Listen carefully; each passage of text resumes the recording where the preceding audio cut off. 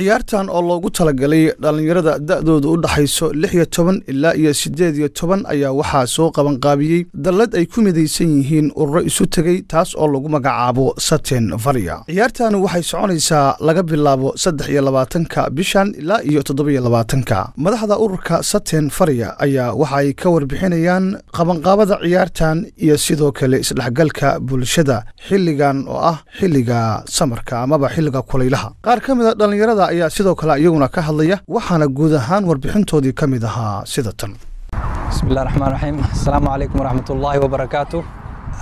dhacdadan maanta meeshan aad ku arkaysaan waa dhacdada dhaqanka iyo sportska ee dhalinyarta loogu talagalay. marka sanadba wax baan ku dari jirnay sidee maxaan dhahaa dhacdo xiiso u yeelato. marka basket bay leedahay sanadkan, football tournament bay leedahay iyo waxay leedahay tartano yar oo kale.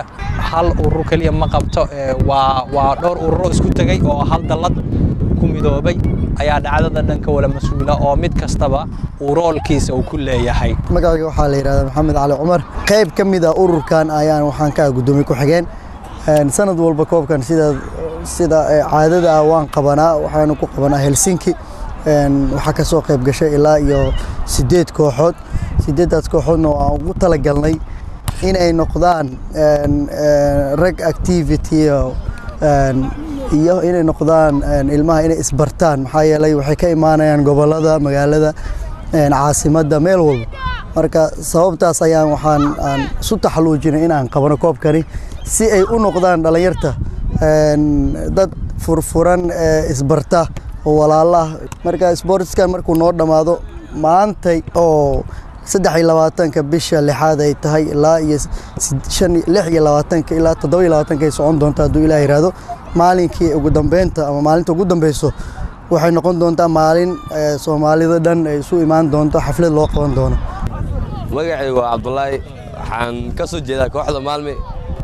sanad walba meeshaan waxaan ku dhigaa ciyaaro oo ka qayb galno oo kooxda ka nafalnaa noo soo jeediso oo sanad walba insha Allah waxaan rajaynayaa sanad walba in loo dhigo oo ciyaarta soo ee tahay da'dooda dadka dheelaa da'dooda ay tahay 16 jir ilaa iyo 17 wixii ka hooseeya. waana ku faraxsanahay bandhiga nololiga oo ciyaaraha maasha Allah. waxaan rajaynayaa in mar walba nololiga anagu waxaan kooxda ka soo qayb gashay Faasa. waana ku faraxsanahay saragan dhalinyarada Soomaaliyeed. wax lagu farxo waa u baahan yihiin dhalinyarada Soomaaliyeed.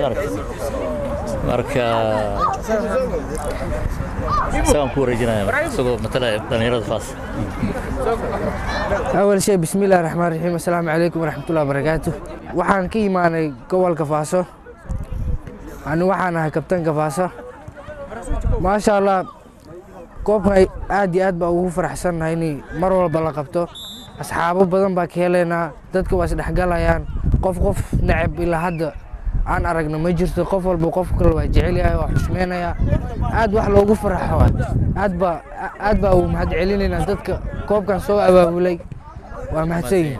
ma ahayn markii ugu horeysay oo ay qabtaan ciyaar caynkan oo kaleeta ah dallada isu tagga ururada ee Satin Faria. hase ahaatee san walba waxa ay qabtaan ciyaarahan ay ugu talagaleen isdhaxgalka dhalinyarada Soomaaliyeed ee kala jooga gobolada dalka iyo caasimadda wadanka Finland. dhalinyaradii ka soo qayb gashay ayaa aad uga mahad celiyay dadaalka ay ugu jirto Satin Faria isu keenida iyo waliba isbarashada dhalinyarada Soomaaliyeed ee ku wada nool wadanka Finland. dadweyne fara badan ayaa u soo daawashay tagay waxayna ahayd goob aad u qurxan oo markaasi aad dareemayso in dhalinyarada iyo guud ahaan dadkii ka soo qayb galayba ay dareemayaan farxad iyo rayn.